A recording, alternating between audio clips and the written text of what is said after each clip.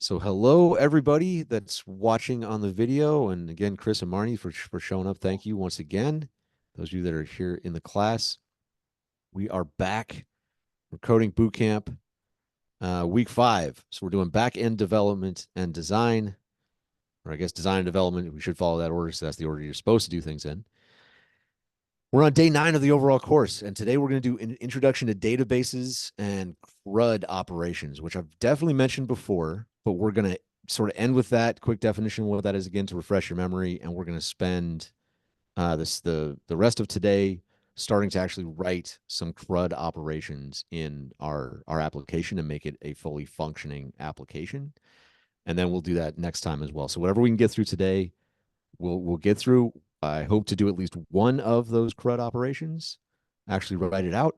But we have a little bit more kind of theory to talk about today, and I want to make sure that everybody's clear on it, on the database end of it, and generally kind of what we're talking about when we talk about the database things. There's a lot to cover. So that is what we're going to do today. So any questions, I guess, before we get started? Anything, Chris, Marnie, you guys got any questions before we dive in? No. No? All right, cool.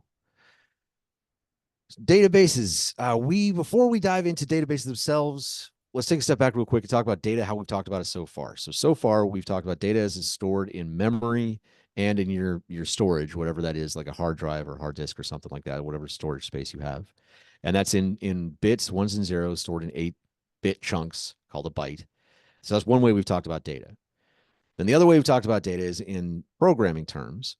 So all programming languages represent data in some way, and we talked about Python's representation using literals like strings, integers, and floats and booleans that could be stored in variables, and then collections of those things like lists, tuples, sets, dictionaries, and then the data type that gives us some sort of functionality is our functions itself, and then we can group functionality and data into classes, attributes, and methods. So we've talked about data in this sense as well, on ways that we can input human language into, well, not exactly human language, Python language, but it's closer to human language. If you remember that chart, put it into an interface and put it into files in a file system somewhere in a language that we can read, Python, and then the computer will convert that into the ones and zeros that we saw before. So that's the other sense of data that we've talked about. Now we're going to talk about data in the sense of what it is inside of a database. So data in a database is really just information stored for use in some kind of application according to a schema. The schema, we'll talk a little more about what a schema. But at a very high level, this is any kind of information that you write down and store, usually for some kind of business purpose, for lack of a better term. But generally speaking, it is just that sort of thing. Like it could be customer information, names, it could be product information, it could be a mailing list or something like that, right? So imagine the sort of information that you might want to store in any organization and keep track of. That's the kind of data that we're talking about here. So when we talk about data today and this week, and we're talking about moving data and using data and thinking about data, it's that we're talking about, right? So we're talking about records of information that correspond to something in the real world. So we're not talking about the other sensitive data that we talked about so far. So um, databases themselves can be many types. So we'll talk more about schemas and how they're set up and things like that. But databases can also generally be in a whole bunch of different types. One of the big major ones is an older type, but still very widely used. And the one we're going to use, actually, we are going to be using this, is the relational database. Well, I say we are going to be using it. We're using it now because it comes built into Django. It's called SQLite 3. That's just a development database that comes with the Django that we have. And if you want to move off of that into something more production ready, that's safer and can handle more traffic and all those sorts of things, that so it's more secure and all those that you want to do for a production environment, Python Anywhere has a MySQL instance that you can get for free as well. And it's really easy to transition over to that. They have really good documents about how to do it. So both of those really are relational databases. And they kind of, as the names of both of those imply, MySQL and SQLite use this structured query language to access the information out of the database that uses SQL. We're going to talk a little bit about SQL very, very, very briefly. This is not an SQL class, not a SQL class. But when working with relational databases, it's important to keep in mind that no matter what you do, just like when we talked about programming languages and everything boiling down to binary at some point, no matter what you do with a relational database, at some point, even if you're writing in Python, it's going to have to be in SQL at some place. It's going to have to boil down to SQL somewhere. So it's good to know generally what SQL is, kind of the structure and what's happening with it. And if you're going to be doing anything with, if you intend to do anything further with data heavy things and data analytics and stuff like that, SQL is hugely important. It's definitely worth the time to learn. But it's not a requirement for databases. There are plenty of options that don't use SQL at all. And I put these in as two general headings: relational databases and NoSQL databases. That's somewhat of a false dichotomy because there are numerous types of other database structures like object-oriented databases or document-based databases, key value ones like we've seen in dictionaries and Python, but that's a whole database, hierarchical structures, networks, there's tons of them. There's lots of other ones. And all these things have in common that they don't use SQL to access the information, but that doesn't mean that they're necessarily related to each other in any other way. So it's not really like a group, but to differentiate between what we're using and all the things that are possible and that are out there, this is sort of the group that I bucketed them in together. So does this generally make sense for those of you that are online? Are there any questions, Rod, about this before we get into relational database specifics? No, the only databases I've ever seen do any heavy lifting or big stuff are SQL. Have you Yeah, seen yeah, it's any really common. instances, or is the other stuff just like a little app and it's not meant to scale much? It's just Oh no, yeah, there's a lot of stuff on. Check out like MongoDB is a huge one that I'm pretty sure that's not relational. And yeah. there are like Redis. I'm fairly certain that one's key value, if I remember correctly. There are lots of ones and huge programs running on it. So these are, um, you know, the relational databases are really really old. It goes back a long way. So they're one of the first sort of databases out there. And to your point, yeah, there are gigantic organizations. Most huge organizations are going to use it. Um, but that doesn't mean that it's the only one or it's the only huge organization. Like No, I but don't it know is any the most big mature organizations as off the top of well. my head, but They've beat up and figured out I don't even know everything if that that's can a. go I don't even know wrong. if that's true. I don't even know if that's true. I mean, it's older, but I don't know if the maturity level. I wouldn't know well enough to say if some of the other ones are not as thoroughly developed. I mean, they may be because they're pretty solid. So again, like there is some more kind of cutting edge stuff, but a lot of it, like the document oriented one, I know Google has. Now I'm forgetting the name of it, but they have a document oriented database option, and it's honestly really cool. So if you look at JavaScript object notation or JSON, which is a way of storing data and thinking about it that you pass between Right. So programs really tagged easily. information. Yeah. Yeah, yeah. It was Looks key like a value lot like pairs. an It's like XML so if you think document. about Yeah. so well, not really. So like we talked about dictionaries in Python, and then the JavaScript version of that is just called an object, and it's just the same thing. It's just that squiggly braces and key value pairs, and that's how data is. You could represent like an entire database that way, really. And so what the document databases do is they have sort of like a file. They use the file structure notion that we've been talking about with Linux, where there's directories, and then you have files inside of them, and the file is like the information thing, and you put JSON inside of that file that kind of describes what data about that thing you have, and then you deal with stuff that way, right? So there's lots of different ways to do it, and they're based on some of the same underlying technology. So I seriously wouldn't go so far as to say that any of these are less mature or less capable. It's really just kind of a different way of approaching it. So, I mean, you'll see SQL is exceptionally common. It's everywhere, but um, I don't think that means that it's better just because it's ubiquitous. If that kind of answers your question. Mhm. And there are reasons, like when you really get into it, there's really strong reasons to use one over another, right? So it kind of depends on the use case and the project and what you're doing, which um, is always the case actually with pretty much everything we've decided along the way. So for our purposes, a relational database will be fine because we're doing something very similar. We're not doing even a complex version of that, but you may run into reasons to use one of the other structures in a project, or any other question. That's Fair a good enough. question. Good comment. Yeah, cool. All right. So relational databases specifically, um, these are somewhat easier to kind of conceptualize because it's broken down in a fairly logical structure. of tables are the key component of it. So all the information is broken down in tables. So if you use an example of, like, I don't know, students in a class, right? You could have a students table that has everybody's names and the classes that they're in, or something like that, right? The campuses that they're on. And in those tables, you're going to have rows. So there's a specific row of information that has one line is one record, one row is one record. And there's a unique identifier called a primary key. And this is a really important notion. I almost said it was a key concept, but it is, primary key is very important for relational databases. It's one of the ways that it operates and maintains that unique identifier. Um, and you can do some pretty cool things with it. So then the other way that this data can be looked at, so it's arranged in rows and columns. So it's got across the top, we use the student analogy, right? There's students in a class. You'll have their name is one column, and then course ID could be another column, dates, any number of things like that.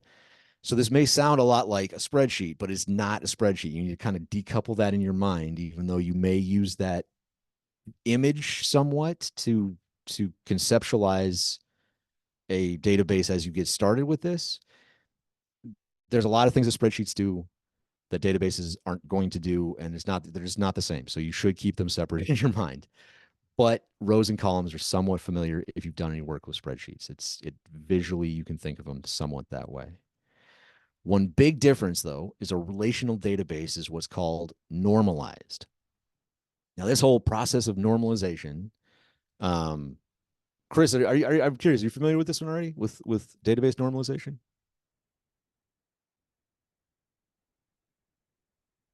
I didn't mean to just call you out if you stepped off to do something, but if you are, man, chime in. Anyway, database normalization. I was just muted, Oh sorry. yeah, what's up? Um, Yeah, so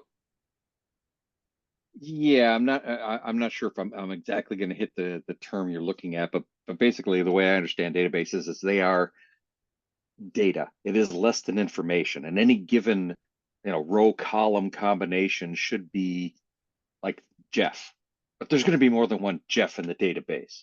right. Now, when I add your last name to it, there's a possibility we're going to have more than one stock in the database, which is where your primary key comes in to say that, Exactly. okay, even though there's two Jeff stocks on this class, there's only each one is unique and they're a Right. unique individual. So you start having this primary key, foreign key Mm-hmm. relation so you can form links between tables to form a complete picture of what you have taken information and turned it into just data. Exactly. So Exactly. it's So all just, yeah, everything is less than what it needs to be, and it's the application's responsibility to complete that by assembling the data back into something useful to a person. right. Yeah. Is that Absolutely. what you're Okay. So getting I at? think kind of. Yeah. I think you're like a few steps ahead, but no. But you're. I. Where we're going is the concept of normalizing the data to take it down to that broken down state that you mentioned, so then it can then be used and accessed. Right. So we'll get down to that. This is the process of breaking it down. It's called normalization. So, um, in case you are not familiar with this, I was going to put together my own example of normalization, but then I found this one on Wikipedia, which is really solid. It's not perfect. It's got some issues, and it was made by people that contribute to Wikipedia. So there are some holes in it. But what's great about this page is it has really formal definition, which I'm not going to read because that honestly it loses me every time I read it. It's a lot. It's kind of dry. But what's cool is it explains what this concept is, and then it has these things called normal forms. And I'm going to show here the best part is the example of step-by-step normalization. It'll become much clearer as we go through an example. But basically, this is all the specific technical criteria that you go through to reach each what they call normal form. And what we do is we'll start with initial data. So if we go down here to this where it says initial data, and this right here, we could think of this as being a spreadsheet. I said not to think of it as spreadsheets, but let's assume that we've come into an organization and it's a bookstore. So they have this book information with author and title of the book, and it's got a price and things like that written down in a spreadsheet. And what they want to do is put it into a database that's not the spreadsheet that they have. So what we're going to do as sort of developers is step through this process of normalizing the data and shift it around into our table structure that'll make some sort of sense. And as we go through this example, it'll somewhat become clear what I mean by normalizing. So the first thing we mentioned before, and this is to Chris's point, the primary key and how it's critical to a relational database model. So it's one thing that specifies the row and makes it unique regardless of what else is in here. So the first thing we do is we add this unique identifier, the primary key. In this case, since it's books, the ISBN, that's a great unique identifier, it already exists. We add it to the left of the existing database, of the existing information of that row. Then what we can do is now we have a specific unique identifier. We can start normalizing the data and go through these processes. I'm not going to go through all 6 of these over here on the left. I'm just going to go through the first couple to kind of get a sense of what it is that happens here and how we go from this to what's called more normalized data. So we do satisfying 1NF is the first normal form. Is the way that would be read, right? So first normal form is we look at this and we say that nested records. So we go up here in the initial data in the subject column, we have these 3 subjects that are like with themselves within a table. Can't do that in a database. So we need to break that out into another table using the primary key that we had up here from our ISBN to locate that book. And we break the subjects out into its own table called subject. And this is the subject table. And the subject table will link back to book using that ISBN as its foreign key. So this is the key that's going to say, hey, this is where we are connected. We're connected by this ID. So now we can look this up and later and say what subjects fall under this book, and it'll get this list of 3. Or we could say what books have this subject, and we can get this ID. So this is the first step of normalizing. Nothing can be inside of like a no. This table inside a table can't do that. So that's one normal form, and we fix it by making another table. And we'll sense a theme here. We go through the second normalization.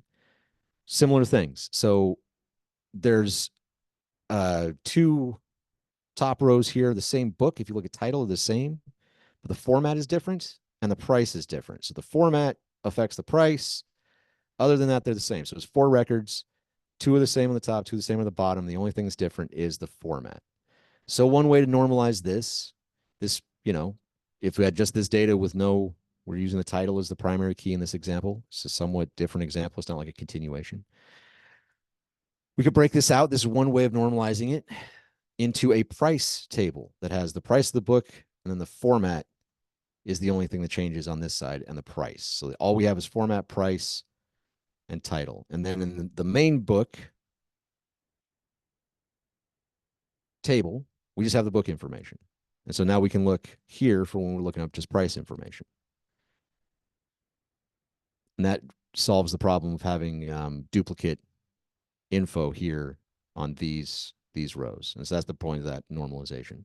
And as we go through here, and we're not going to go through again each step of this, there are reasons to break out the data into other tables and then link those tables. So the tables end up being much narrower and have less columns in them, but they're all related to each other in some way. And like Chris mentioned in the beginning, you can build back to a full picture of any part of this data that you want to once it's spread out. So why would we do this? Why is this something that would even be done? So when we talk about schemas earlier, this is an example of a database schema. So when we are designing our database and figuring out what data we're going to need, we think about the purposes for which we're going to use this data and what sorts of questions we're likely to ask of the data, how we're going to interact with it, what our users are, and we're going to arrange our tables so that it is easy to look up the things that we need to look up out of it. That's really the goal for any of our database choices and our schemas and all that thing is efficient lookups and reliable storage of the information so that we know the information we're getting out of it is correct. And so we use some standard schemas for that sort of thing. So when we normalize data, we try to group the information that's relevant to one thing so that deleting one record doesn't delete all of the, say, the data information or the author information from that last example. This example here that we have on the screen is one very popular, common type of database schema used in relational databases. There are many other ones. This is, again, by no means like the best or anything like that. In a lot of ways, it's one of the simplest. This is called a star schema, and it has a centralized fact table and some outer dimension tables. And so you look at this inner one that has sort of outlined in blue. It's called fact underscore sales. And it has a few rows in there that has, say, date ID, store ID, product ID, and units sold. Now, all of those top three, the date, store, product ID, those all link out to dimension tables around the outside of it. So the product dimension table has information about a product specifically. So for this sale to exist, for the fact of a sale to exist, it has to have all of these elements. It has to have a date, the store that it was sold, and the product that was sold, and then how many of those products were sold is the only thing that's separate on this table of it's the fact table of its own. But all that information can be linked back. So now if we delete a sale or add a new sale, it's not going to affect our date table. It's not going to affect our store table or our product table. So we can do operations and work with these things separately. So that's one of the reasons that we want to normalize the data and separate it out into tables, is so that operations can be done. Say we can add some parts to the date, or we can update stores, and our sales won't change. Our sales table doesn't change at all because they're just linked together through IDs. We don't have to make any changes directly to that table. So that's one of the reasons that you want to normalize things. And then this structure will allow us, again, back to Chris's point of the overall what we're doing here with these databases, will allow our application that we're going to build to give people information out of this. So if we imagine an end user could be a sales rep or a regional manager or something that wants to know information out of this database, it's now structured for us to find it in a way that we know we can get it because we know where the information is. So this is just an indexing that's clear, easy to maintain, easy to read, and easy to follow is the idea. Would much like pretty much all the code that we've done up to now. And also about saving space on your drives.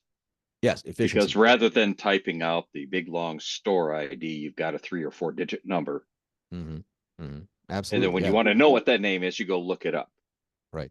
And this is a whole deep ocean of how to do Yeah. this efficiently and how to like set these up.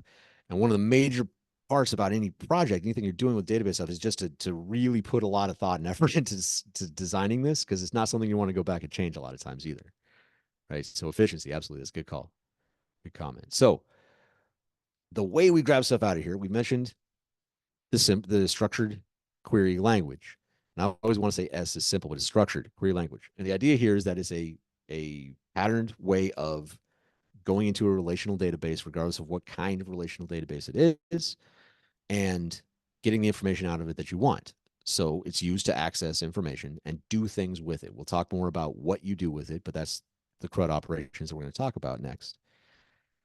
But the way that you get it is again, or like the reason you would get it would be to answer questions out of the data. For example, so let's say we had this question out of the last one, the last data example that we had with the sales, say how many TVs, for example, that's the product that's sold, of each brand were sold in 1997 in each country, right? So again, just maybe some Wikipedia examples. 1997, that's pretty old time to be looking, but who cares? You're doing data analysis, and that's what the question that you need to ask is. So the way you would do that, if you're writing in SQL itself, is just put in something like this. Now, I don't want us to get deep into this. We're not going to go line by line specifically, but I wanted to show this example to highlight three major portions of it. And just keep in mind, if you know these three parts, you know the very beginnings of SQL, and you can go start to play with it a little bit and learn it further. And those main parts are the select statement at the very top, and it says what that we want to get out of the database. So what specifically, this says branding, and we're not going to worry about the specifics of the syntax of the select statement, but select is the first piece that's good to know. And then from, so from which table, like which table are we getting this information that we want to select from, which table? And then the last piece is where. So we could do a whole bunch of cool things from and do some of these, you see these inner join and on and all kinds of other stuff that you could do. We're not going to dive into that, but that's what SQL is able to do, is rearrange the data and stick it together how you like. The where is a set of criteria for filtering. So it says basically if we skip some of the fancier stuff and do the very bare bones of the SQL statement, we're going to select what from which table where the data meets these criteria. And so if you could keep those three things in mind, the select, what you're looking for, from which table you want to get it from, and where the data meets that criteria, select from and where, that'll get you going with SQL, and that'll really get you started. So we're not going to be writing any SQL queries, as they're called. The query language is a question sent to the database, right? It's one of these things. This select statement is a query. We're not going to be writing queries. So, well, not directly. So, we write something in Python and Django, specifically the backend framework that we're using, it will eventually, again, be SQL somewhere. It's going to be doing this. It's going to be selecting what we tell it to from the table that we want it to, where it meets the criteria that we send it. So keeping this in your head when you're doing the filtering operations and retrieving things from the database that we're going to be doing in Django is useful, it's helpful, but we're not going to be writing SQL directly. So just quick exposure to SQL, what it is. Any questions on that before we keep rolling? Hey, Jeff, it's Marty. Yeah. Okay, so can you go to the previous slide? Possibly, yes. This. Yes, okay. So database schemas, and I'm sorry. So are you saying, okay. So are all databases like set up in a similar structure? Is that what you were saying? Or is it just a huge data dump and you use the schemas, you create the schemas to make the data searchable to display using whatever code we write to display that data? Yeah, so this is sort of up to us how it's arranged, right? So it's not gonna be this is basically laying out the framework to say what our data is going to look like before there's any data in there. So this is where data will be created. It'll be created in this way. So when we talk about a schema, this is like how our tables are going to be arranged. We're going to be using tables because that's a fundamental part of a relational database. We're going to want to break those tables out into multiple tables because using one is just going to get big and you'll have things that make it impossible to grab the information out of it that will require us to go through that normalization process.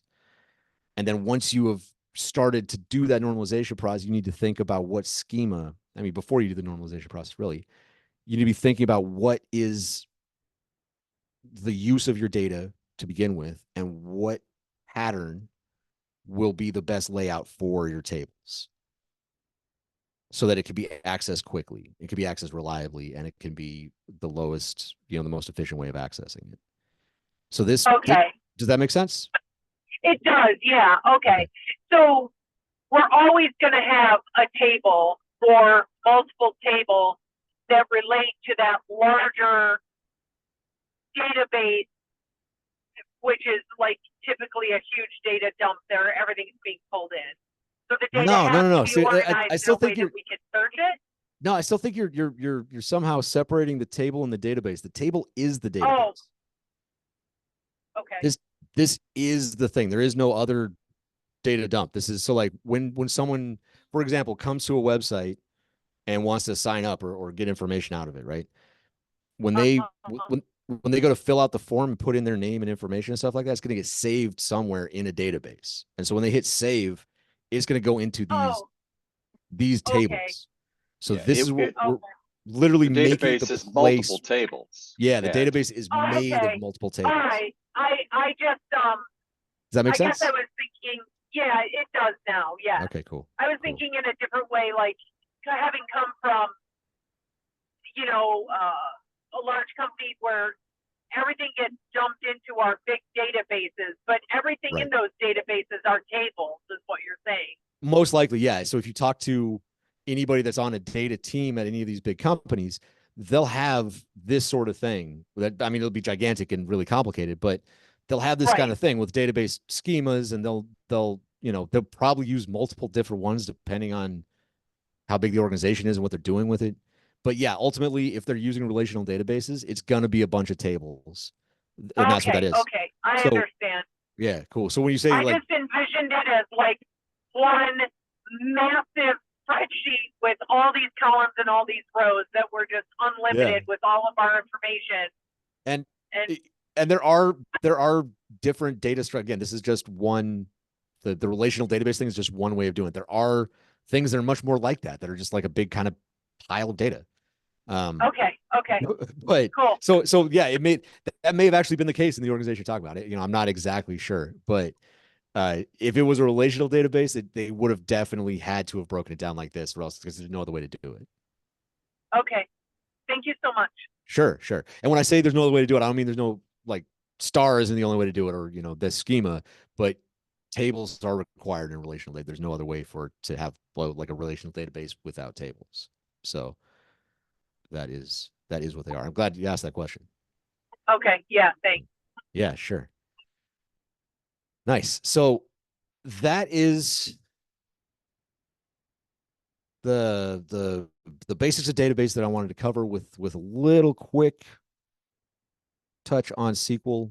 Generally, just the concept of what it is. Again, the three main things to remember are select from and where. Select what from which table, where the data meets this criteria, and that'll serve you well going forward using it.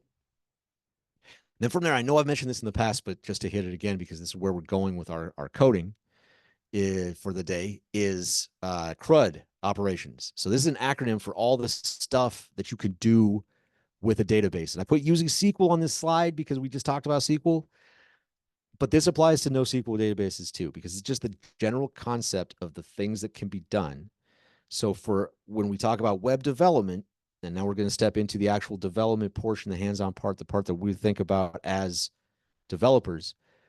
Once we design the database and it's time to actually make it, what we're going to be doing is coding these operations into every application that you do. And these operations, CRUD operations, are create, making things in the database, read, pulling things out of the database and looking at it. That SQL statement we just looked at was a read operation. It was just pulling information out to look at it. Didn't add anything to it, didn't change anything. Then there's update, which is changing things. So it pulls something out, makes a change, puts it back, and then delete. That's removing things. So these four operations are really all you could do in a database. And it doesn't matter what kind of database. So again, it's not just SQL operations. It's, if you have a document database or a hierarchy, whatever the case may be, you're going to be doing these things. You're going to be creating objects or records in the database. You're going to be reading those records, updating them, and deleting them. So what we're going to spend the rest of our time today and next session on Thursday doing is using Django to write our CRUD operations for our web application. So we're going to pick up where we left off from our front end stuff from last week, where we have a not terrible looking site, yet very basic. But it's not, 1990s white background kind of stuff. And we're going to build on that to add some functionality to it, specifically the CRUD operations that we were just showing in that last slide. So let's move over into that. And to get started, I'm going to zoom in a little bit so it's easier to see everything. I know it might be difficult for some folks to see. So we go over my dashboard on Python Anywhere. I can close this normalization tab since we're not talking about that anymore. And the first thing I'm going to go over to my console and make sure that we are in our development environment. So that's two-step process. We first start our virtual environment, which should be habit by now. So we do source, the name of the virtual environment, which in my case is my underscore VM, and then bin and activate using tab complete to make sure I know I'm in the right place and functions I'm looking for are available and all that sort of thing. Activated. Now I'm going to change directory into my site, which is the top level project directory that we're working out of for the name of the site. And if I can spell the word clear, I'll clear up my screen a little bit. All right, now we are ready to get going. So we're not going to do anything directly in the console, but we're ready to start writing. We're ready to start developing. So we're going to make a few things. We're going to definitely make some files today. We're going to be going through some stuff that we used in the very beginning on day 5, where we're routing URLs and creating our new ways to look at information from our database. So the first thing we're going to do is we have to define what our database is going to be. So let's go over to our files. I'm going to open this again in, no, let's open this in this one directly. Go over to files and I'm going to go to my to-do application and I'm looking for the models.py. So what we're going to do in here is we're going to define our, think of it as tables. And the way Django represents a table in the relational database in the back end is using Python classes. So we're just going to literally write our class right here for our task table. So this is going to be a definition of the table right here in a Python file. So we're going to do that the way we've done classes in the past by just typing the word class and then the name that we want to use with a capital letter. So we're going to name our class task. So it's going to be a task table. And we're going to inherit some built-in things in Django from the models that's imported up here at the top that comes in standard in the import statement. And this is going to add some functionality for us that we could do some cool things with. And it gives us things like built-in fields and whatnot, which I'm going to show you here how we add those fields as attributes. So we think about a task, and this would go into, again, the design phase normally where you sit down and do, like we did with the front-end design, most of the design phase goes in pen and paper, and you're not even writing any code. So this is something we would have written out already, figured out where tables are and what goes into it. Because a task isn't that complicated, we could do it here quickly on the fly. Think about what goes into a task, right? There's a task, it's got a title, it's got a due date, and maybe a status, right? So let's add those things to it. So first, let's say the title, and we're going to add these attributes to the class. They're simply attributes. So to refresh your memory, attributes of a class are similar to in syntax Python variables. So you just write the name that you want to use. We're going to use title, and then we set it to something using this is assignment operator. So we say title is, and then we're going to use built-in the models that we inherited up here. So we're going to say models dot, and we use a character field and write that char field. And it's a method, but it comes capitalized. So capital CHAR, capital FIELD, one word. And that's required to have this max length attribute set to some sort of integer. For a title, 100 characters, that's more than enough, but we could adjust that later if we really, really needed to. This is, again, something to keep in mind on how much memory you're going to be reserving for these things and try to keep it kind of close to what you expect it to be. And if you want to have any real character limits, this is a way of setting it. So if you know specifically that you don't want longer than X number of characters, you can enforce that with a max length thing. And that, again, is required for any of the character fields. So then the other thing that we need to add to this, and if you're following along with the documentation, I'm not going exactly as the documentation goes. We're going to kind of skip around a little bit, if that's okay. But if it's really confusing you and you're following along with that, raise your hand and we can follow more closely to it. That's okay. I feel this is kind of an easier way to explain the parts that go into it. But all the pieces are there. So then the other thing it has is a due date.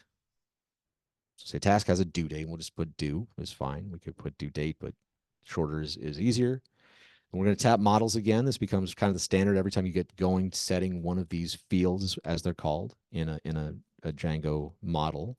You're going to reference the model's built-in part. And then we're going to use date field. It's built in. So we don't have to mess with any of the processing of dates or figure out how to set a date or what times or any of those sorts of things. Django's already got that kind of handled for us. So we just have to refer to it as a date field, tell it that's what we expect it to do, and we can move on from there. Now, the last piece that we want to add is the status. So the status is going to be a little bit more complicated because we wanted to have choices on what the status could be. So we wanted the choices to be, it could be complete, it could be, to do item. But but that's going to change throughout, right? So one task will have different statuses depending on where it is and whether you've done that task or not. So what we're going to do is we're going to make a list of the statuses that we're going to use for our status field, and then we'll make the status field and refer back to this list. So at the top of our class, we're going to make another attribute, but this one is going to be all capitalized like a constant, even though again, as a reminder, Python doesn't really have constants. This is just an attribute, but all caps signals the reader, the human reader, that it should be treated and thought of as a constant. So we're going to say status, and we're going to add a list. This can be done in dictionaries, key value pairs. There's several ways to add these choices. We're going to do a list of tuples. So we're going to put in a list, and we're going to put in tuples to refresh your memory. That's a set of things separated by commas in parentheses.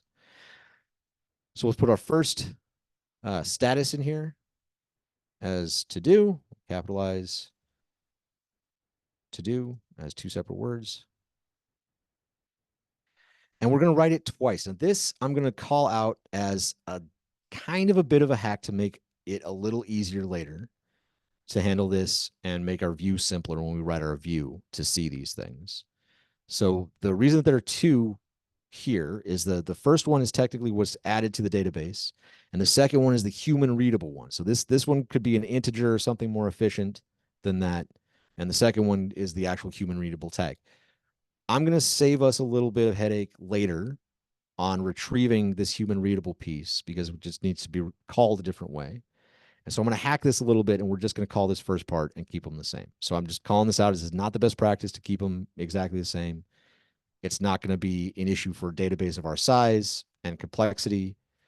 And we're only going to have two options here anyway. So we're just going to do this. But I do want to highlight this is not the best practice. You can do it this way. It's okay. But technically speaking, this is the part that's intended to be human readable, and this is the part that's supposed to be written to the database. So do with that what you will. So now that we've made our list possible to do statuses, let's make our actual attribute, which is similar to what we've done before with our title and our due date, is we're going to add the models call, and we're going to use another character field like we did with the title. So we know that we have to have a max length. Now this max length we're going to set to something close to about the length of our choices, because there's going to be choices. They're going to be hardwired in here. We're not going to take free input. So this only has, 1, 2, 3, 4, 5, 6, 7, 8. So we really only need 8 characters. Sometimes I'll put in 30 just as a default that should be big enough for anything you put in there. But if you really want to keep it tight, 8 should work. I'm still going to do 10 just to make sure we got space. It should be fine though, since we know our longest item is going to be 8. And then we pass choices, the choices keyword, and we're going to tell it that we want to take our statuses. I forgot to make this ES, apologies. Statuses list in the choices, what we're going to pass it. And then we can also set a default. Now this default you could set on really anything if you wanted to. You could set a default due date. You could set a default on any of these. And sometimes you'll need to set a default. If you make changes and you add something, sometimes you're required to make a default to cover the ones that you already have in the database. Because this, as you see, if we're defining a table, if we want to go make changes to it, is really, I say this simple. It is this simple. It's this easy to come and make changes to your database. I'm going to show how to actually push this into a database from here, but this is where you can adjust what is actually recorded in your database. So this is the information that's going to be saved for a task. So we're going to have a title, we're going to have a due date, and we're going to have a status. And the status is going to give us choice of these statuses that we have written into it to say we can either have a to-do status or a complete status. We can add more statuses if we want to. We add more to this list. But for now, we have it set up that way. Actually, that is a reason to make this larger. So I'm going to make max length 30 just because if we want to add something in here that's longer than this, we want to make sure we got some buffer for that. So yeah, that's my reason for doing it larger than that. 10 to seem too tight. So now that we have our basic rows, I guess not rows specific. Sorry, that's a misspeak. Fields. We have our fields entered in here as looking like attributes in classes that we're familiar with when we talked about Python classes before. But these are fields in a Django model, and they will ultimately be the columns in our database table for task. So this task is the table. Title, due, and status are the columns. Now, whenever we make one of these objects, we create one, is when we're going to use this template to create a row with this information. So we'll pass the information that this expects for each of these columns through our application into the database. Everybody with me so far? You with me so far? Chris, you got a question or a comment? So if it inevitably comes up that you're into this and you realize, oh, I needed a column for that. If you're building it this way, what's your, I mean, do you have to come back in here and define another row like this and repeat your migrate statement and Yep. run through that and it will do it? Or, Yep. okay, so what happens if you're removing it? Same thing. Do you just remove the line and it will realize, oh, I've got an extra column and dump it? Yep. So I'll show Fair you. enough. Yeah, I'll show you the process for making any changes to this and adding stuff to it is really straightforward. It's the same as creating one from scratch. And then, like you said, we're going to do the migrations like we did at the very beginning. We ran our initial migrations that started up like the authentication table so we could have our super user and all that kind of stuff and get to the Django admin panel, which we're going to go back in today again. This is what those were. So those authentication tables and stuff, they're just classes somewhere defined like this in the file somewhere in Django. And you could override them by writing your own ones here. You could use those ones in the same way that these are used, but this is how you write your own for your own application. So yeah, to answer your question, man, anytime you want to make a change, even if it is like, hey, I don't like how I did statuses up here. I want to change this entirely to something else and call the choices down here or change the default or whatever the case may be. You just come in here and write the change, and then we run our migration cycle again. So we make migrations and actually migrate it, which we'll do here shortly. And that's it. That's how you update stuff. Does that answer your question? Yes, but it doesn't sound like that would allow for renaming a column.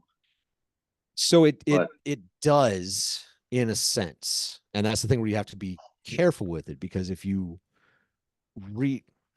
can run into conflicts. Like that's the problem with this thing being easy to change, is that you got to be really careful what you change. Right. And yeah, it's not going to be perfect because you're not actually manipulating the database directly through its own command structure. So yeah, you're only going to get what the module is anticipating your most likely scenario. Not really that. It's powerful enough to do that, but you have to make sure that you understand whatever change you make, how that's going to affect your data that you already have. And that's really the only big problem. I could see it dumping your column and adding the new column, but you lose all the values in it, and now you're wondering, oh boy. Yeah, and that's the thing is figuring out exactly like what it is you're gonna. So like I mentioned, sometimes adding a default is required, and that's usually the case when you add a column that didn't exist before. Add one of those fields, because then the ones in your database don't have it, and so you have to fill those in with something, or else it's going to break because you can't have a table that's missing information, right? So that sort of thing is and like renaming a column, probably not the end of the world, but again, it depends kind of on the data structure and if anything is referencing that column, and then there are implications outside of the database itself where you may be successful migrating it, but then as we see later, when you go to reference those things, it could break something else in your site or something else in your application because it's referenced that name, So you didn't have anything in the form to deal with and so return value. It's always a bad idea to come back and make changes, but it is very easy to do, like kind of scarily easy to do. And you can get yourself in trouble which I have many times got myself in trouble really quickly by, kind of going off half cocked and not having a full on plan for what these classes are supposed to look like, and then coming and trying to add things and change them a little bit along the way. It's easy, especially when they become like we showed that star schema. And to Marnie's question, we get into like a complex organization, the relationships are going to be all kinds of complicated. So making one little tiny change could have huge implications. You just got to be really careful doing Yeah. it. So Yeah, this is like that's a measure four danger of auto times. magic. Yeah, just like, measure four times, cut once kind of thing, because you really don't want to come back and make changes, even though you can physically come in here and write changes, and it's fairly simple to do. So then the last thing that we want to add to this class, that's a good question though. Any other or anything else before we move on? We have one last thing we want to do to this class before we move on, and it's kind of a standard that'll make it easier for us to read in the admin panel when we interact with this there, and we're going to go do that soon. And it is a sort of reserved method called the string method. So we're going to put in str, so double underscore str double underscore. And it takes itself, because this is a class. So just like any class method, it takes itself as the first input to its method, but it doesn't necessarily take any more inputs than that, but it requires that one. And this is just going to return a formatted string that's going to have some of these fields in it. And the reason we do this is if we don't set this, it'll just, when we go to our admin panel here in a minute and look at it, it's just going to say like object and then a number, and won't give us any useful information on what that object is. So it'll get the object out of the database, but it won't tell us it's a task title, or it'll say it's a task, but nothing useful for us to use. So this is for us to be able to read what it is that we're looking at when we look at these records in our admin panel and in other places, but mostly in the admin panel. So we're going to take the title, and we're going to take the status. But we could really add, we could add all this stuff. We could put the due date, or, anything that you want in here. This could get really long. You probably don't want to do that, but this is generally how we do it. So we do the same formatted string that we've seen before in Python. This is built-in Python stuff with the F and then the open quotations, curly brackets, self dot attribute that we're looking for. So title and status. And then we're good. So now we have this model. So we're going to save this. And then a big, huge step that I always forget. It's very simple. It's very easy to overlook. And I just got to highlight this. I have forgotten this step so many times. As soon as you write a model, you may write several of these. Again, since you've already designed your database before you come in here and start writing code, you'll write a whole bunch of these together. You'll be thinking about how it works and all that stuff. And then you'll be eager to go test it out. And you'll forget to register the model with your admin panel, and you won't be able to see it. So we have to go back to our to-do directory, go to the admin.py file, and we're going to add 2 simple lines of code here to register our class, our model that we just made. So the first thing we need to do is we need to import our model from where it is. So from, and we do dot models, because the dot represents the file location that we're in and the directory that we're in. And that file is in the same directory, the to-do directory. So we just do dot models, and that's our model.py. We say import, and then we'll explicitly say the name of that class that we just made, or that model that we just made. You could, I think this question came up before, the imports, you could put a little asterisk here, just import everything, but that's not the best thing to do. It's better to be explicit and write each one that you import, even if there are a lot of them. Import them each on their own. And then we're just going to add the simple registration statement. So we do admin, when this is a built-in thing that we see we're importing up here at the top in line 1. So we're going to say admin.site. So it's literally the admin panel, the site that we go to. And then register. And then we put in the name of our model that we're registering.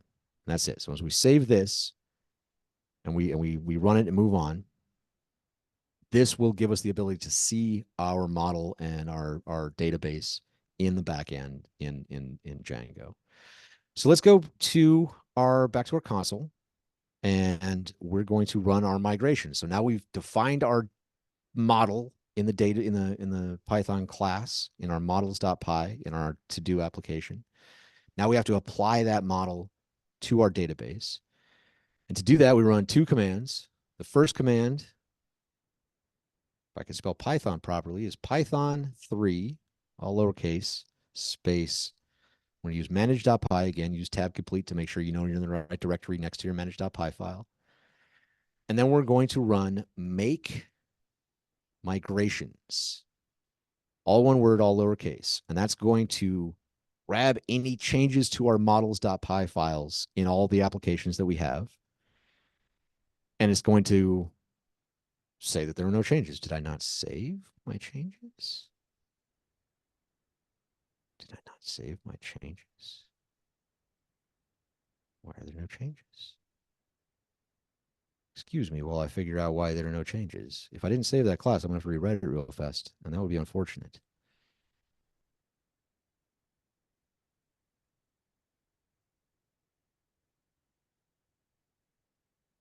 No, that's definitely saved.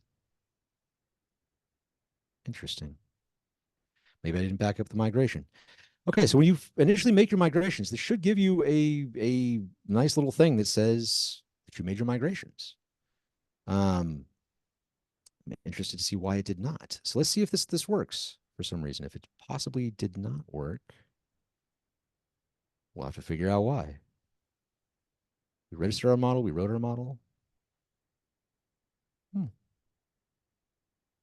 Interesting. So if there are no changes, then the next command, manage.py migrate, it's not picking. Wait. It didn't pick up. Okay, so when I did migrate, I'm looking for here, and this is a good moment to learn. So it didn't do anything with tasks. So I'm saying it didn't see that. So I'm going to check my settings file because maybe I have a problem in my settings file. Maybe I didn't do something right there. We should be building off of where we were, but I'm gonna be honest with you, I had thrown everything out and started over a couple of times to make sure. And there it is. Aha, the culprit. Chris, do you see what's wrong here? Yes, you don't have to do as an app listed underneath that. And I know you know because you went back through this a couple of times already, right? Yeah.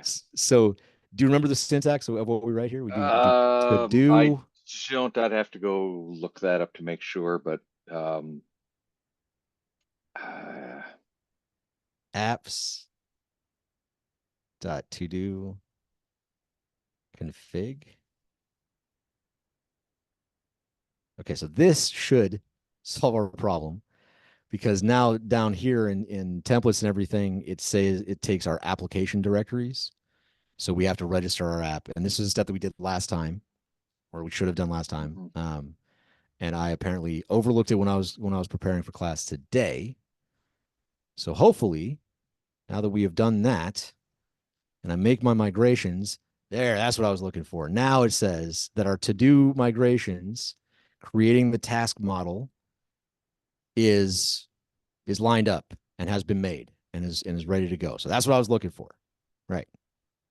There we go. Little debugging. And now that we made that migration, we're once again going to run migrate. Which you see that was useful to run both commands because the first one said no changes detected. That wasn't helpful.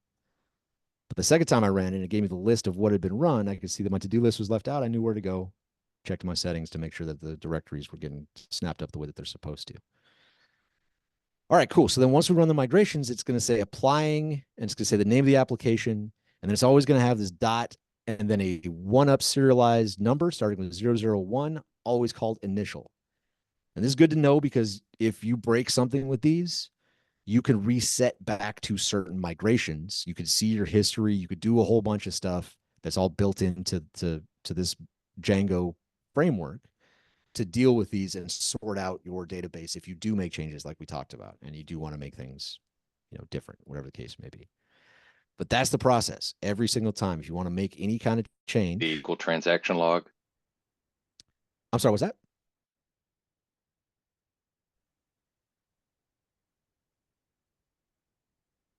Chris, I'm sorry, I didn't catch the beginning of your question. Is that the SQL transaction log? The SQL where transaction log, this right it's here. Yes, yes, yeah, something like yeah. The that. It's log that something you're like that. looking back is basically each step or everything that got It done. is Yeah, each yeah, yeah. call that's into the, so this is pushing. So it's the migration history, but it just Right, pushes. right, right. So it says exactly which migration is. And actually, what's cool is I'll show you this real quick. We can go in here, and if we look at so we're in our to do directory, and if we look over here on the right, we have our migrations directory Yep. that's inside of it. And if we go in there, we'll have our initial migration.py file.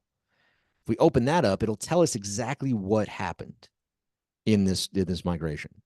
It'll say what we literally rewrite. It has the task. It says the operation, all that stuff. So it itself, migration is a class, which is cool. I mean, Python's classes all over the place, classes within classes. But this shows exactly what was sent over. Now, this again, this isn't the SQL itself yet. This isn't SQL, but this is another piece in that sort of log of what was done. So if something needs to be fixed, this is also another place that you can come in and look to see what exactly happened. Created Um, by. I see. That's the blame log. yeah, exactly. Well, and then Who what's also broke good my about this stuff? is that sometimes there are quite, because and nothing's perfect, right? So sometimes there are issues here. Sometimes the framework that you're using, it'll just do something wrong. Something won't work. And it's good to be able to come in here and look and say, okay, did it do exactly the things that I wanted to do? And as you can see, there's a lot more in here than we did. Most notably, one of this is ID, right? And that's the primary key. It did that automatically because we didn't explicitly set a primary key, so it had that built in, and it sent that along with it. And so again, there's useful information in this sort of thing all the way around. But this is also one of the ways that you can like wheel back changes and undo things. So like I said, I tried this out a couple of times before class, and I was destroying stuff. One way to do that is to destroy these files and rerun your migrations. So I definitely encourage you to play around with this, but be aware that if you make changes, it's possible to run into a conflict and get stuck. But even if you do, there's always ways to get unstuck. And if it's sometimes that is just finding the right file in this directory and destroying it, just getting rid of it and starting over and running those commands back again. You may enjoy another day's distraction while you rebuild the site. Yeah, it'll be great. It's always everybody loves when you break the database. So I know that was quite a bit. Any questions on that before we move over to see that it worked? Actually, we need to verify that this did what we wanted it to do. No. Okay. So I'm going to open views just as a page to open. This is our views from last time. We're going to use this soon, but I'm going to refresh our website and go to it. And we're going to go to the admin panel and kind of have a look around real quick. So we go to your username, pythonanywhere.org. And this is where we ended up for the most part last time. There won't be any differences here yet because we haven't built any of our own operations. But if we go to our admin panel, it should be, if I remember my generic password, 1234. And log in. So now, if you remember last time when we set this up initially, and you log in here, all you have is users and groups. Now we have this section called to do. So it's our application, and we have a task table. This is the task table. So it's tasks. They pluralized it. That's also the standard in relational databases to refer to the table by object names, like plural. If we go in here, there's nothing in there, but we can add stuff to it. So we can add a task here and see if the stuff that we want to do works. So we could do first task, and it's got a little date picker. We can even just pick today, but it's got a little date picker built into it. And then it has a status, which we set the default to do, and we can leave it. So we can save and add another one, or we can just save this one and go back. And then we'll see it. Here's the string that we gave it to give it the title and the status. And now we can read that nice and pretty right there. So from here, we can also, you just delete it from here, delete the select task. We can go inside the task and delete it from here. There's a delete button over here. So this is a way to do all those CRUD operations that I talked about. We can create tasks in here now. We can update them. Well, here I didn't show you updating, but we can. We can do, get it together. I'll try to get that done by tomorrow. So we could save this. We could update our task and say, cool, now we've updated it. So we've done all the CRUD operations right here. So I think, great, we're done. We finished. All right, everybody go home. But this is not something we typically want to give access to for our end users. This is a ultra privileged. I'm a super admin right now. This is not the access level we want to give to everyone else. So what we're going to do is we're going to build on our site ways to do these same interactions that we just did now that we have our database table in place and we have some place to put our actual things. We can start building those CRUD operations on our site largely like this. It's going to look a lot like this. It probably won't actually be this pretty because we're not going to spend that much time to put all this together. But that's what these folks did. These Django folks that work on this project put together CRUD operations and packaged it up so that you could just fire it up and run with it and get going with a database that you define as a class. So that's simple. Now we have a database ready to use. Any questions yet? Before we start doing our first actual CRUD operation. No questions. Nothing. Not from me. Okay. No, I'm good. Cool. So we're going to go and we're going to build in, starting with our view, a way to interact with these things when we start building our CRUD operations. And we're going to start with views because this is the pattern that we generally follow all the way throughout most of the backend development process. We're going to start by defining our view as a function. We're going to do functions first. We might do a class view later if we have time next session. But we'll do function defined here. Then we'll map the URL in our URLs. And then we will hook up some sort of navigation on the front end to make sure that we can go to that place and do that thing. And it's going to be that same pattern kind of over and over and over again. Make the template is the last thing to serve, right? So we define our view, we map the URL, we make a template, and then we hook up the way to go access that template through the URL. All right, so let's start that off. So we're going to do a simple view operation. This is the first thing we're going to start with. We're not going to start with create. We're going to leave our creating and updating for next time because that involves making forms and a few other things. So we're just going to do a way to see what we have in our database. We're going to do the R, the read from create or from CRUD. So we're going to define a view underscore tasks function, and it's going to, or view in terms of Django, it's going to take in a request just like our other views have, our about and our index view have. And we're going to set a variable called tasks, which is going to be a database query. So we're going to write a query. This is what's going to boil down to SQL right here. But we're just going to write it in regular Python syntax. We're going to take that object, that model task, and we're going to get all the objects out of it by doing objects and then all. We'll take everything out of it.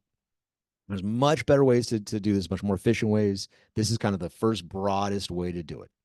And when I mentioned earlier about kind of a hacked way of the choices, again, there's ways that you're going to need to call things here that will get a little bit more complicated than I want to get into today to set that up properly. So we're just going to do it this way, in the grabbing everything from our task table, and then we'll start doing stuff with it.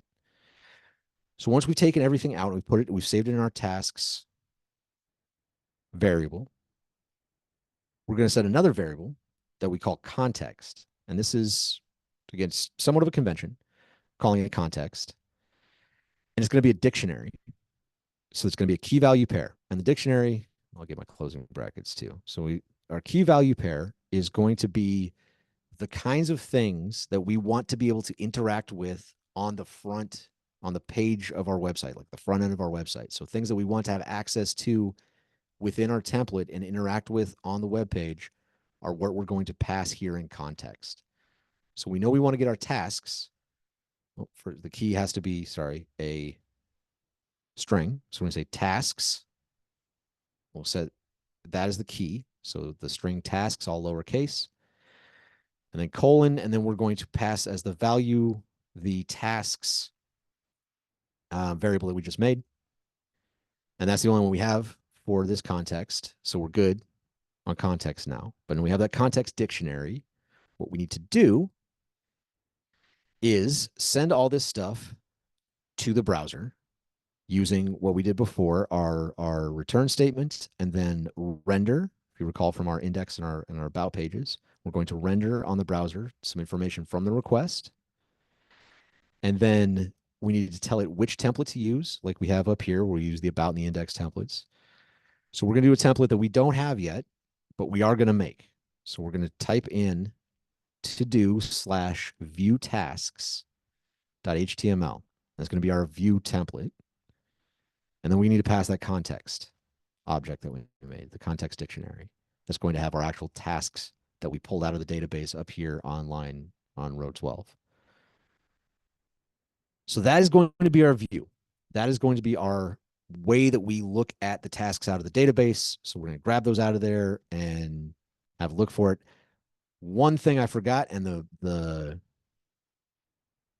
code editor here is reminding me, I didn't define my task object. We don't have this in here. So we need to import it like we did before, like we imported it into our admin when we registered it. So from, once again, .models, because we're in the same directory, we're in the to-do directory. The model that we want, in this case, task. See that error goes away, and we should have no problem now. So we should be good. So our view should work, should be all set up. Our second step, anytime we set one of these up, anytime we do any of these operations, now we've written our view, we need to map our URL. So we're going to go over to urls.py. And remember, we have our path already mapped out here. We're already importing our view, so we don't need to do any more import statements. And then all we need to do is, very similarly to this section here, we're going to add a new path underneath our about path. So to our URL patterns, we're just going to add a new one. And we're going to name it basically whatever we want to. But since this is our to-do list, I'm going to call it to-do. We could call it task. We could call it anything you like. Doesn't really matter. This is entirely up to you. As long as it's in a string, and end it with a slash because it's part of the address in the URL. Comma, and then we're going to do views, and then the view that we just wrote. So view tasks. So that's going to tell it which view to use. And then we're going to name it. So we're going to give it a name that we can remember. View tasks. And remember the trailing comma on this list. It's something that Python will accept, and it's a good practice to put it in there so you don't forget commas. Which is very easy to do.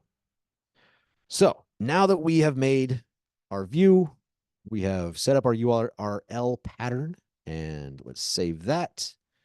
And the last thing we need to do is actually create our template. So to make our template, we're going to need to make another subdirectory. I'm going to go back to a bash console here. And if we recall, I'm going to run this tree command to show what our current situation looks like. I'm going to ignore anything that's PyCache or JavaScript folders, CSS folders, or image folders. And what we're going to do here is, if you recall, we've got our templates directory, the top level that has our about, our base, and our index. And what we're going to do now is we're going to make a templates directory inside our to-do application for to-do templates. So these are specific templates for this application. And this is where we're going to keep all of our view template that we're going to make right now. Our updating form, all those sorts of templates are going to go here. We're going to have to use some somewhat redundant naming conventions to make this. We're going to use our mkdir. Let me clear this off so it's easier to see. We're going to use our mkdir command. You could, again, do this in the GUI in Python anywhere if you prefer to do it that way. But this is faster for me. So we're going to do, we're going to make a templates folder inside of our to-do folder. And then inside of that templates folder, we are going to make another, somewhat confusingly named, to-do folder. So what happens is that Python or Django is going to look through and find all the templates directories that exist in the top level structure. And then it's going to pull the templates out of there. So to ensure that we don't have any naming conflicts or any issues with that, we have a subfolder named after our application. So it's somewhat redundant to say to-do templates to-do, but that's the way it works in Django. We could be upset by it. or we just get used to it and follow that convention, which is what we usually do. So then I'm going to do the 2 ampersands to do a second command. So once it creates those 2 directories, I want to make a file within those directories. So I'm going to say to do templates to do, and then I'm going to give it that view dash tasks.html that we referred to before that we said we were going to make. Now we're making it. Great. Now if I run that tree command, again, I press up arrows to get to it. And now we have our templates directory with our view tasks HTML in it. So let's go to that directory. Let's open up that HTML file and let's write ourselves a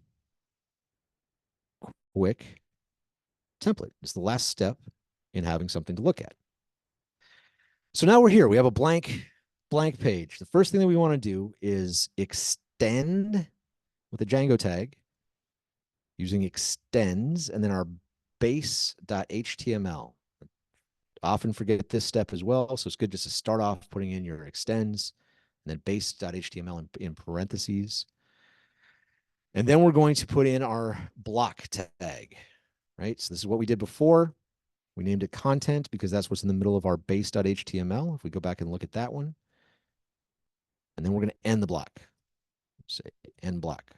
Now, all of the information and stuff that we want on this page is going to go in between these block tags. So we're going to add some simple HTML, and then we'll start kind of fleshing it out, hopefully, as we got time. If we don't have full time to get to this today, we can wrap up and push this off to next time to get this template completed, because this is where it kind of gets, there are a lot of elements here, and we start using some Django stuff here a little bit more. But let's get started with the HTML.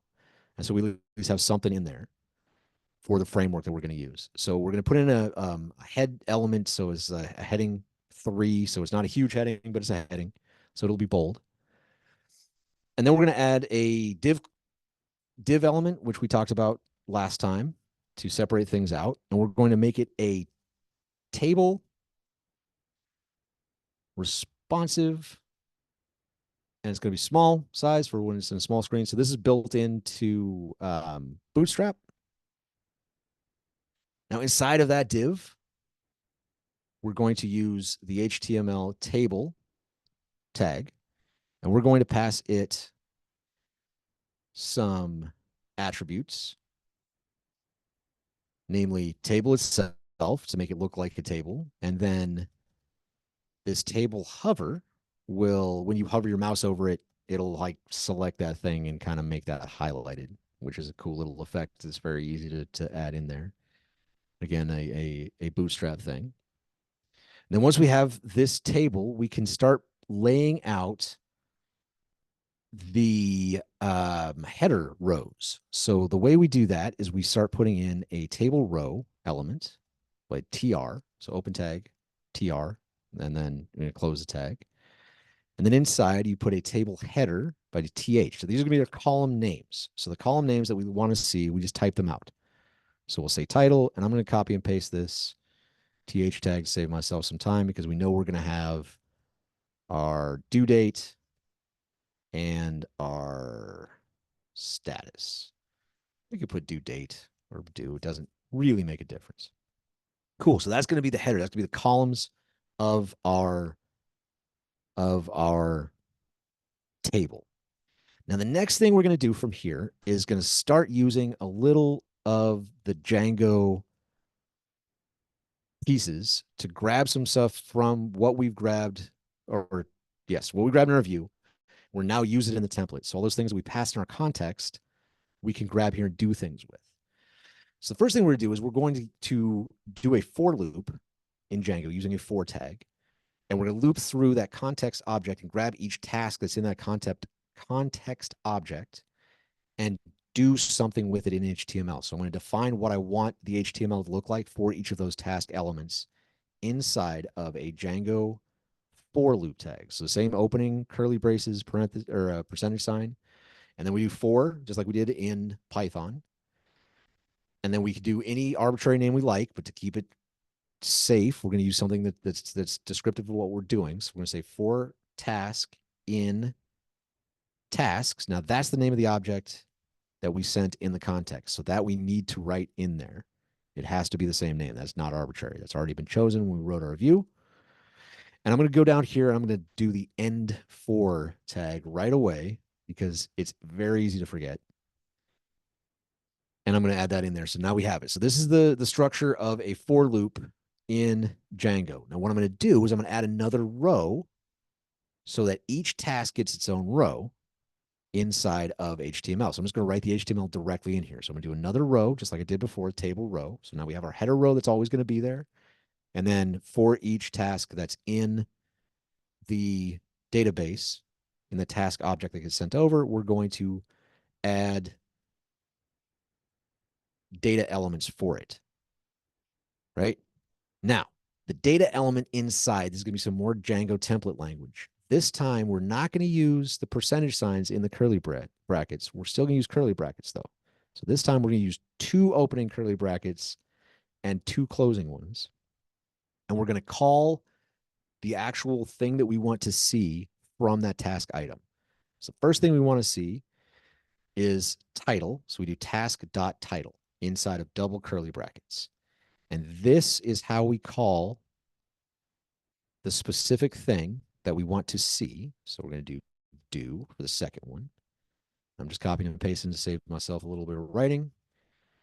And status for the third, following the same pattern. So now we've made a table that will look into the database. Well, it won't look in the database. The view already looked in the database, already ran the query, already sent the object out in tasks to this view. What this is doing is saying for each thing in tasks, put this HTML together and then put it on the page. So this is going to grab each task that's in there, grab its title, it'll grab its due date, it'll grab its status, and it'll put it up on the page. So one thing that we want to do before we move on to testing this is wrap this in a conditional statement to check to see if there are any tasks at all. Because if there are no tasks here, this won't work right. It'll break, or it'll just be blank or something like that. We don't want any of that. So what we're going to do is we're going to wrap all of this table, the whole table, some space here at the bottom too. So there's our top one right on row. I'm going to be on line 8. Do another Django with the percentage sign tag. So open curly brace, percentage sign. And then I'm going to say if, and then tasks. So it's just an if statement, conditional control statement. Say if tasks. So it's like just if that exists. And I'm going to end the if down here. So end if, all one word. Once again, in the Django tag with the percentage sign. And then above the end if, I'm going to add my else condition, similar to Python, but again, wrapped in these Django tags. And so if there are no tasks, like if the object is empty, or if for some reason it's not added to the context that's sent over here to this template, then I'm just going to have a paragraph that tells us no tasks were found. And that'll be up there. So we'll have some sort of default behavior to handle a scenario in which there is no task in the object. All right, now the last bit we want to do before we go and test this to make sure that it's working the way we want it to is some way for us to access it from the homepage. So we need to add a link in a tag to our base HTML to be able to point to the view that we made and navigate to this page. And then we should be able to navigate to it and see our beautiful table that we just made. So get there, I'm going to go back to the top level of my site, the top level templates, and base.html. And similar to what we did here in our navigation bar, I'm going to just copy this A tag. Well, first, from last time, this is where we had our delete warning. I'm going to remove that because we don't need that anymore right now. We're going to save that for our next time. So all that pain, Chris, was for nothing. And then we're going to copy this tag. I'm joking. It wasn't for nothing. It was a good learning experience. So I'm going to copy this about tag. And I am just going to change the name of what is called in this URL to the name that we specified in our to-do URLs as view tasks. Then I'm also going to change this to to-do list instead of about.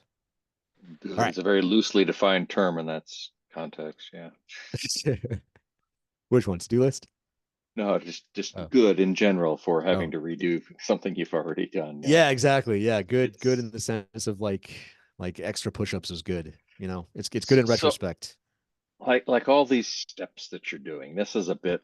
Uh, is this just documented stuff and you just get used to it because you've done it 30 times, or is it You'll see, man. Yeah, you'll like see that this pattern I'm following, the making the view, the map of the URL, making the template, and then putting it somewhere where you can get to it is everything we do. So it's going to be the same thing we do with the rest of the CRUD okay? operations, except for delete. Delete doesn't have And its it's own view that you set it's up. it's not unfamiliar. I mean, Yeah, Ruby calls it RVM, router view model, right? So exactly. you have your routes, you have your view, then you have your model, and blah blah Yep. blah. And that Right. forms the basis of it.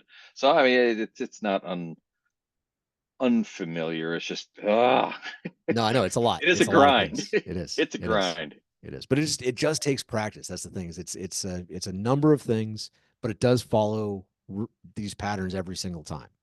So by the time we've done it, even the 3 times that we're going to do it for this, well, I mean, we've already done it. This is technically the third time since we did it for about an index, even though those were simple views.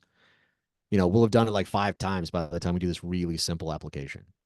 You know, so yeah, it's just this is this is writing in Django. Yeah, there's a lot of steps, and also kind of as a side note, there are much simpler frameworks for like Flask does the same stuff in a much simpler way.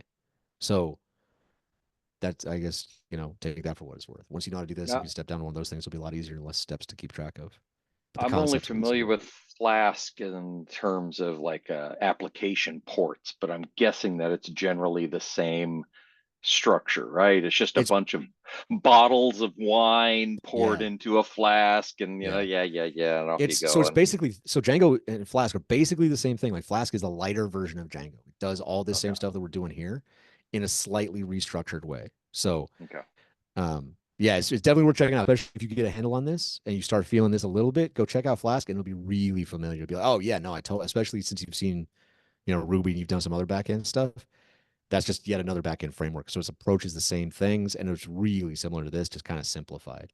And the way they put, sure. I think if you go to the Flask documentation, it says that Flask is for pirates and Django's for the Navy. Is Hmm. It's like the same stuff, but just way simpler. So, um, I think there's value in going through this painful way though, but that's that may just be me. That So which this does is not this is kill it you though. makes you stronger mentality. Yes. Exactly. So this is the last step though, and we did make it. So now we've loaded our source code to the browser or to our server. Now we should be able to refresh here, and if it doesn't break, we still have our example that we made. We're still in the admin panel, but if I go back to the site and view the site, now we have our to-do list link in our navigation bar, and when I follow it, it will take us to this thing that can view our to-do task that we made. So here it is. That tells me to get my stuff together by tomorrow, and it's still to do. So that's the status. So we have created our backend database. We have set it up to where we can add through the admin panel tasks to that database in the table that we defined with the parts and pieces that we defined. And we built our first CRUD operation, the read operation, which, Chris, you definitely nailed it. There are a lot of steps involved, but that pattern of creating views, updating URLs, creating your template, and then adding some way to get to it is the same. It's the same thing that we're going to be doing for all these things. And we are right at time. So that's it. That's everything I want to cover for today. We're going to do the rest of the operations next time, the update, create, and delete. And again, I want to make sure that this is all really clicking as best we can and make sure we have plenty of time for that next time. So any questions before we wrap up for this evening?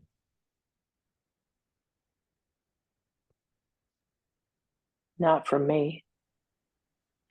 I was going to say, Marnie, it would have been perfect if you came off mute and said, yes, could you repeat all of that again? I didn't catch any of it. That Yes. would have been great. Repeat it But all. excellent.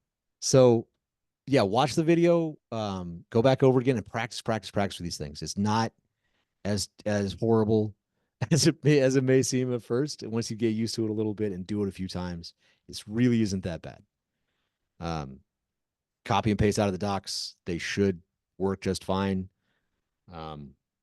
But again, we've already run into scenarios where that didn't come out true. So ping me if you get stuck somewhere. We'll see if we can get you unstuck.